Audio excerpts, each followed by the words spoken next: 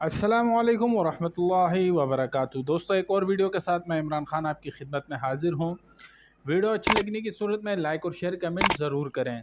तो चलें अपनी वीडियो का आगाज़ करते हैं।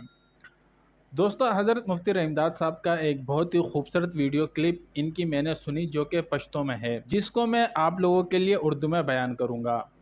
उम्मीद है आप दोस्तों को ज़रूर पसंद आएगा। फरमाते हैं, अक्सर लोगों से पूछा जाए कि आप नमाज क्यों नहीं पढ़ते, तो आगे से कहते हैं कि मैं बहुत गुनहगार हूँ, मेरे दिल नहीं करता नमाज पढ़ने को, मैं ज़कात नहीं देता, हज नहीं किया, बदकारी करता हूँ, झूठ बोलता हूँ, वगैरह वगैरह। तो सिर्फ नमाज से मुझे क्या मिलेगा? तो याद रहे दोस्तों, ये शैतान का धोखा है।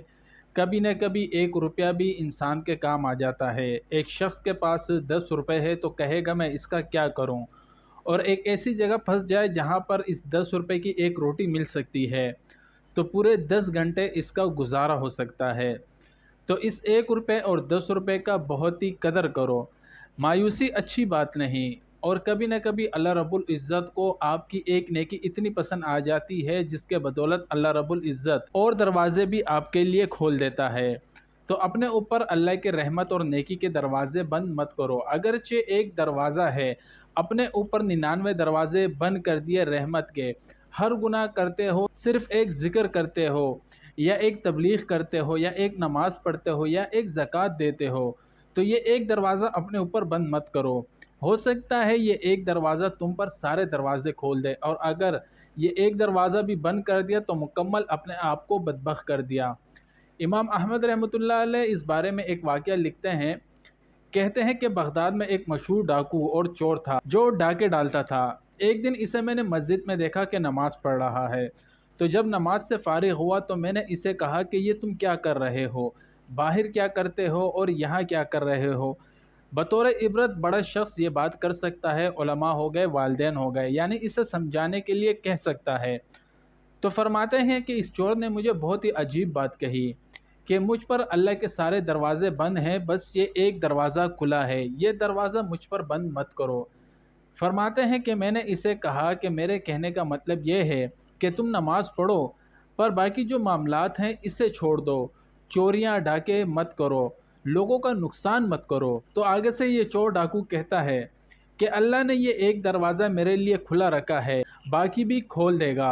तो इमाम साहब बयान करते हैं कि एक दिन मैं बैतुल्लाह शरीफ में था, सब अपनी इबादत में लगे थे, मैं भी अपनी इबादत कर रहा था। तो इनमें से एक शख्स का अमल ने मुझे बहुत ही मुतासिर कर दिया कि एक शख्स ज़ारो कतार रो रहा है और अल्लाह से राज व न्याज कर रहा है और माफ़िया मांग रहा है कि ए अल्लाह मेरे गुनाहों को बख्श दे, और या अल्लाह तेरी बहुत मेहरबानी जो तूने मुझसे सुलह कर लिया। फरमाते हैं, मैं हैरान हुआ कि ये शख्स कौन है। जब मैंने इस शख्स के कंधे पर हाथ रखा और इसने मुड़कर मुझे देखा, तो क्या देखता हूँ, ये तो वही चोर और डाकू है जिसको मैंने नसीहत की थी। तो जब इसने मुझे देखा, मुस्कुराया और मुझे कहता है कि जानते हो, मेरा अल्लाह के साथ मुकम्मल सुलह हो गया है। इस एक दरवाज़े की वजह से अल्लाह ने मुझ पर सारे दरवाज़े खोल दिए।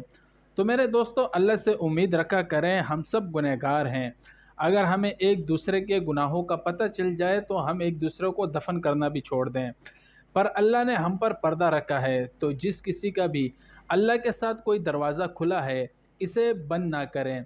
किसी का अखलाक का दरवाज़ा खुला है, अखलाक बेहतरीन होते हैं। किसी का ज़िक्र का दरवाज़ा अल्लाह के यहाँ खुला होता है, किसी का नमाज का दरवाज़ा अल्लाह के यहाँ खुला होता है।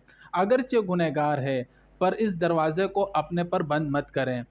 थोड़ा ताल्लुक़ भी काम आ जाता है, और जो मुकम्मल ताल्लुक़ ख़त्म कर देता है, तो अल्लाह को भी हमारी ज़रूरत नहीं। और इसी के साथ अपनी वीडियो का इख्तिताम करता हूँ। उम्मीद है ये वीडियो आपको ज़रूर पसंद आई होगी। वमा अलैना इल्लल बलाग।